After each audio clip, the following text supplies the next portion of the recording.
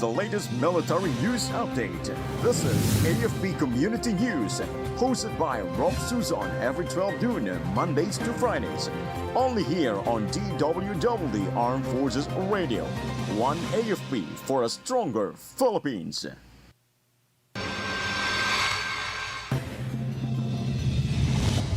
101 former violent extremists graduate from TESDA training in Maguindanao del Sur. NTFL-CAC warns defunding will harm disadvantaged communities. Meralco announces electricity rates to lower this month. Fuel prices increase for second straight week.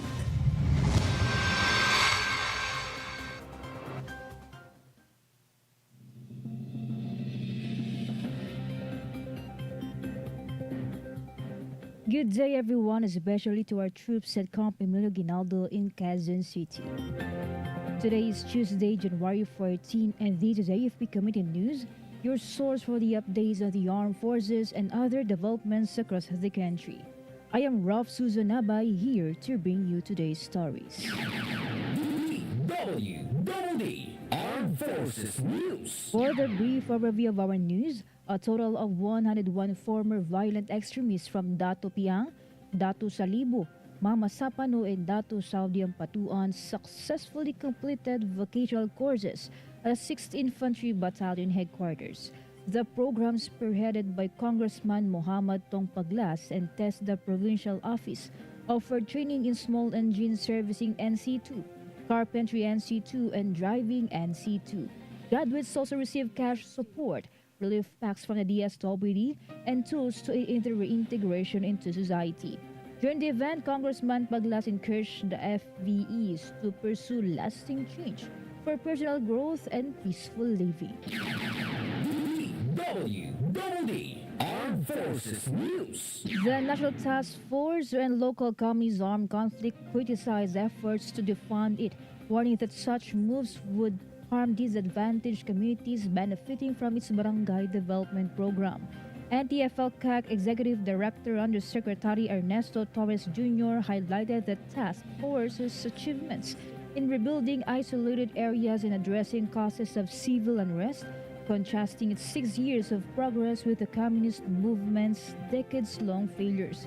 He also refuted claims of fund misuse, clarifying that BDP funds are managed by the Department of the Interior and local government and monitored by civil society organizations. He also warned that defunding the task force would abandon vulnerable communities and revive insurgent influence. Armed Forces Radio. For other updates, let us hear about the Philippine fleet strengthens ties with Japan Maritime Self-Defense Force in Subic visit. Go ahead, Bea. Yes, Ralph, the Philippine Fleet enhanced Navy-to-Navy cooperation with the Japan Maritime Self-Defense Force as it welcomed Minesweepers Division 3rd at Naval Operating Base Subic. Philippine Fleet Commander Rear Admiral Joe Anthony Orbe met with the Division Commander Captain Amano Shinsuke and the commanding officers of JMSDF ships JS Bungo and JS Etajima. Discussions focus on mine warfare, best practices, and future joint exercises to improve interoperability and address shared maritime challenges. The JMSDF contingent docked at Subic Bay Freeport Zone for a goodwill visit and resupply ahead of their participation in a Middle Eastern maritime exercise. This is Beatrice reporting for AFP Committee News, one AFP for a stronger Philippines. Thank you, Bea. DWDD National News. For our national news, the Department of Social Welfare and Development released new guidelines for implementing the first 1,000 days cash grant under the Pantawid Pamilyang Pilipino program starting January 2025. DSWD Assistant Secretary Irene Dumlao announced the Secretary Rex Gatchalian signed the guidelines last January 6. The additional F1KD cash grant provides a 350 pesos monthly health allowance for pregnant beneficiaries and mothers with children aged 0 to 2 years old. To ensure the welfare of mothers and infants, beneficiaries must comply with conditions outlined in Republic Act No. 11148 or Kalusugan at Nutrisyon ng Magnanay Act and Department of Health protocols to receive the monthly grant. DWDD National News. The Department of Agriculture is coordinating with Metro Manila local government units to sell National Food Authority rice stocks at an affordable price. The Assistant Secretary Arnel de Mesa said the initiative aims to provide cheap rice to the public while clearing NFA warehouses ahead of the upcoming palay harvest. Under the revised rice tarification law, LGUs can purchase NFA rice stored for up to 2 months to prevent aging. The DA plans to meet with the Metro Manila Council this week to expedite the rollout with rice priced at 38 pesos per kilo. Armed Forces Radio. More updates from Shai about AFP ensure security during Iglesia ni Cristo's nationwide peace rally.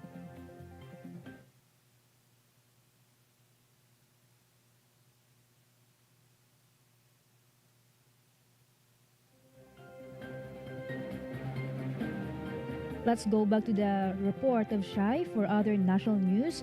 The Philippine National Police firmly denied allegations of institutional cover-ups in its anti-drug operations following claims by DILG Secretary John Vic Remulla that past administrations exploited the reward system to manipulate reports.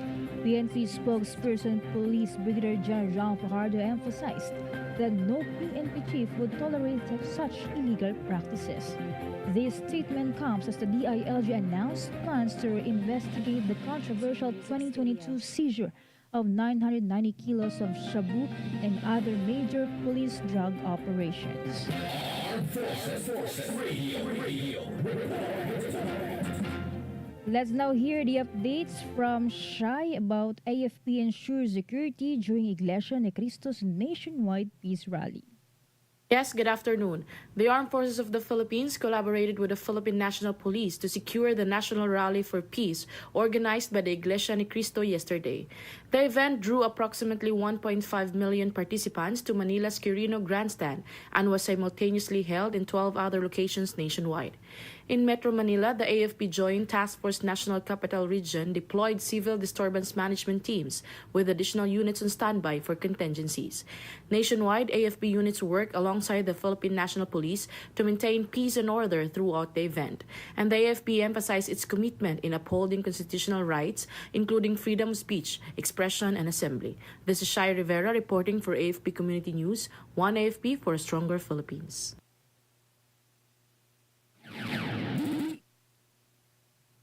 Thank you, Shai. DWDD National News. For other national news, Meralco announced a downward adjustment in electricity rates for the month of January. The billing for a typical household will be 11 pesos and 74 pesos, down from December's 11 pesos and 96 centavos. This means residential customers consuming 200 kilowatt per hour will be charged around 44 pesos less. Meralco also attributed the lower rate to the drop in the generation charge. Armed Forces Radio. And now from Nolcom, here's some information from Joanne about Fifth ID determines to dismantle remaining guerrilla fronts this year 2025. Dismantle ICRC. This is the determined statement of the commander of the 5th Infantry Division, Major General Gulliver Signeres, in front of senior officers and non-commissioned officers of the 5th Infantry Star Division. The general gave the soldiers of the 5th ID a directive to terminate the Ilocos Cordillera Regional Committee or ICRC in the first quarter of 2025. According to Major General Signeres, the destruction of security threats not only reduces security risks but also paves the way for focusing on responding to emerging threats to peace and towards building a safer and more prosperous future for the Filipinos. Major General Signeres also added that territorial defense is more important for the military to prepare to defend Northern Luzon. The ICRC is currently led by Marilu Macaya Pukray, known as Ori. Currently, there are 2 platoons under the ICRC. Platoon 1, formerly known as NPA Abra, it is led by Flores Baluga, known by the nickname Cabram, and Platoon 2 of the NPA Kalinga. It was formerly known as KLG Bagas, led by Jovencio Tangbawan alias Jonas. Due to the continuous social and combat pressure from the military, the violent activities of the ICRC have decreased significantly compared to the past months and years. Based on the report, they are operating in barangays Nabuagan and Talifugo in Conar Apayao and in Colago, Lagayan, Abra, while there are some monitoring activities being carried out by the NPA Kalinga. On the other hand, up to 11 towns and 2 cities in Isabela have been liberated from the control of the CPP, NPA, and NDF. The provinces of Quirino and Nueva Vizcaya have also achieved this earlier, while the province of Cagayan was also declared insurgency-free as of December 30, 2024. This is John Sagaok reporting for AFP Community News, one AFP for Stronger Philippines. Thank you, Juan from Nolcom. DWDD National News. The price of fuel has gone up for the second straight week. Gasoline price rose by 80 centavos per liter, while diesel is up by 90 centavos. Meanwhile, kerosene increased by 80 centavos per liter. The Department of Energy's Oil Industry Management Bureau attributed the increase to declines in OPEC and Russian oil production in December and anticipated the rise in Asian demand due to the economic stimulus package of China. DWDD National News. President Ferdinand Marcos Jr. held a virtual meeting with United States President Joe Biden and Japan Prime Minister Ishiba Shigeru. During their trilateral leaders' phone call, the three committed for the Philippines, the U.S., and Japan to continue working together to enhance the trilateral ties in the areas of economic, maritime, and technology cooperation. Marcos said he is confident that the three countries will continue to work together closely to sustain the gains that they have made in deepening the ties. In a statement following the meeting, the White House reiterated President Biden's stance regarding the China's dangerous and unlawful behavior in the West Philippine Sea. Armed Forces Radio. Let us hear more from Meljoy of 1st Year G about 5th RD Commander urges Star Troopers to hold the highest standards of excellence. Yes, Rolf, as the 5th Infantry Star Division welcomes 2025, Major General Gulliver Señeres, 5th Infantry Division Commander, reiterated to all Star Troopers the relevance of creating a cohesive team and adhering to the highest standards of excellence. During the 5th Infantry Division New Year's Call 2025, Major General Señeres urged the key officers and the senior non-commissioned officers to make 5th Infantry Division the best division. According to the commander, he is geared toward providing necessary training and ensuring everyone has the skills needed to succeed to the rules. Major General Señeres added that this approach advances accountability and collaboration and will strengthen the capability to fulfill the command's mission and serve the nation efficiently. Looking back in 2024, Major General Señeres lauded every Star Troopers for their vital contributions in weakening, if not dismantling, the fronts of the CPP, NPA, NDF in the area of responsibilities of 5th Infantry Division. In 2024, 11 municipalities and 2 cities of Isabela were declared insurgency-free, while the whole Cagayan province achieved the same fate. The provinces of Quirino and Nueva Vizcaya have been declared beforehand. These places were known as the bailiwicks of the CPP, NPA, NDF for decades. Major General Señeres swanked with all modesty that the 5th Infantry Star Division has significantly contributed to the total accomplishment of the Armed Forces of the Philippines and the Philippine Army's mission in 2024. This is Meljoy Nesho Arroco reporting for AFP Community News, 1 AFP for Stronger Philippines. Thank you, Meljoy from 1st Year G. DWDD National News. For other national news, President Ferdinand Marcos Jr. directed the Department of Agriculture to ensure the swift delivery of support to farmers to fill up any gaps during this planting season. Marcos said there should be no significant delays to the implementation of agricultural support to farmers. He also reminded the Department of Budget and Management to be mindful of the planting season and to see to it that the agricultural sector is well supported. Meanwhile, DA Secretary Francisco Chu Laurel Jr. emphasized that with sufficient assistance, farmers can achieve higher yields and maximize productivity. DWDD National News. Around 361 million pesos in cash has been distributed by the National Housing Authority to Filipino families affected by calamities in 2024. NHA General Manager Joben Tai said that the amount was released through the agency's Emergency Housing Assistance Program. Tai added that the NHA is one with President Ferdinand Marcos Jr.'s commitment in aiding the housing needs of the Filipino families through its various programs and services. Under EHAP, the NHA provides financial assistance to identified families affected by calamities such as typhoons, fires, earthquakes, and floods. The program aims to help the beneficiaries start anew by rebuilding their houses. Armed Forces Radio. Let us hear more updates from Beth Tañete about Army Marine Artillery Unit conducted surveys for live fire exercise in Maguindanao. Philippine Army and Marine Artillery Unit conducted site and underwater surveys in Adato Blasing, Suat, Maguindanao del Norte. This is ahead for the Joint Task Force Central Artillery lateral live fire exercise. The assessment evaluated firing points, trend and seabed condition to ensure environmental safety and operational readiness. The LLFX aims to strengthen joint capabilities and teamwork for national defense. This is Beth Tañete reporting for the AFP Community News, one AFP for a stronger Philippines. Thank you, Beth Tañete. DWDD National News. The Supreme Court has reaffirmed the democratic rights of citizens to run for public office regardless of their financial means. In a landmark decision, the SC said a candidate's lack of financial resources to fund a nationwide campaign does not automatically make him or her a nuisance candidate. The High Court stressed that the criteria for declaring a nuisance candidate must adhere to legal standards. It also added that it is the responsibility of the COMELEC to present substantial evidence that a candidate lacks genuine intent to run for office.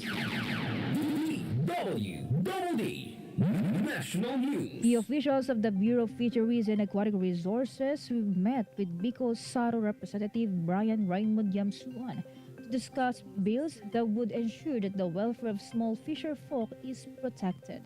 The meeting comes after fishers group, local government units, and civil society organizations asked the Supreme Court to reconsider a ruling which he said could clear the way for commercial fishing companies to have unobstructed access to municipal waters.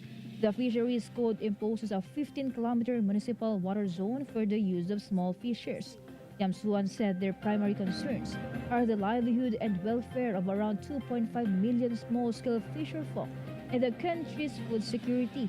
Before, OIC Director Isidro Velayo Jr. also informed Yamsuan that the Supreme Court decision was not yet final and that they have been coordinating with the Office of the Solicitor General to seek its reversal. Armed Forces Radio. From Solcom, let's hear from Sena about 903rd Infantry Brigade participates during the simultaneous kickoff of COMELEC checkpoint at Legazpi City. 903rd Infantry Brigade's Commander Brigadier General Jose Ricky Lanog, Philippine Army, participated in the simultaneous kick-off of COMELEC checkpoints for the national and local election 2025 held at the regional center site Rawis, Legazpi City. The event marked the start of the intensified security efforts to ensure peaceful electoral process, with the Philippine Army working closely alongside the Philippine National Police and the Commission on Elections Region 5. Brigadier General Lanog reaffirmed the brigade's unwavering commitment to upholding security, safeguarding democratic processes, and ensuring the safety of communities throughout the election period. He emphasized the collective efforts of all sectors are crucial in promoting peace and upholding the integrity of the democratic process. This is Sena from Solcom reporting for AFP Community News, one AFP for a stronger Philippines. Thank you, Sena from Solcom. DWDD National News. The Philippine Consulate General in Los Angeles, USA said its consular operations remain unhampered despite the wildfires. They issued the advisory as it visited evacuation centers to check on the condition of Filipino Americans affected by the wildfires in Southern California and nearby areas. The consulate also said that clients with confirmed appointments can come to their office as scheduled, while those who are unable to come for their appointments on account of the wildfires can come at a later date when able. President Ferdinand Marcos Jr. earlier extended his deepest sympathies to all who have been affected by the devastating wildfires in Southern California. DWDD National News. The Bureau of Immigration is set to deport two South Korean fugitives who are reportedly both subjects of an Interpol Red Notice for crimes committed in their country. Immigration Commissioner Joel Anthony confirmed that Choi Won-chul and Lee Ji-won were arrested by the BI's Fugitive Search Unit last week. The South Korean nationals were found to be overstaying in the Philippines. Choi was arrested along United Nations Avenue in Ermita, Manila, while Lee was nabbed in Talisay City, Cebu. Forces Radio. On the other line, let us hear more from Mike about AFP conducts background checks on election candidates to counter foreign interference. The Armed Forces of the Philippines is conducting throughout background check on candidates for the May 12 midterm elections to identify potential security threats, including foreign interference. AFP spokesperson Colonel Francel Margaret Padilla stated that the Commission on Elections will provide the names of candidates requiring focused attention. The AFP's intelligence network will assist these individuals to ensure they are legitimate Filipino citizens and to detect any wrongful influence. Findings from this background check will be confidentially relayed to COMELEC for appropriate action. The AFP emphasized its non-partisan role, aiming to support COMELEC in maintaining the integrity of the elections and upholding national security. This is Mike reporting for AFP Community News, One AFP for Stronger Philippines. Thank you, Mike. Forces Radio. And now to hear our report on the ground about Philippine U.S. Marines Enhanced Coastal Defense in ACDC 25.1 exercise. Going for the details, Ferdy. Good day everyone, the 4th Marine Brigade and the U.S. Marine Corps 1st Air Naval Gunfire Liaison Company launched the Archipelagic Coastal Defense Continuum 25.1 exercise at Camp Cape Bojador, Burgos, Ilocos Norte. The exercise will run until January 16. Key activities include subject matter expert exchanges on call for fire procedures aimed at improving precision, coordination, and effectiveness in indirect fire support operations. The joint training underscores the commitment of both forces to strengthen coastal defense capabilities and enhance interoperability. This is Freddie Blues reporting for AFP Community News, One AFP for a Stronger Philippines. Thank you, Ferdy. DWDD National News. Around 300 families were left homeless when a fire razed a residential area in Bacoor City, Cavite yesterday. The fire started at 5:26 a.m. along Waling-Waling Street in Barangay Zapote 1. It reached the third alarm at 7:04 a.m. Arson investigators from the Bureau of Fire Protection are gathering statements from the witness and other pieces of evidence to determine the cause of the fire as affected residents seek shelter in an evacuation center.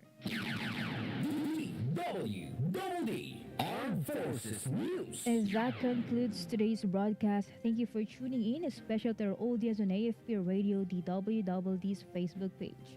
Be sure to join and catch us again tomorrow for more stories and updates, same time and same station.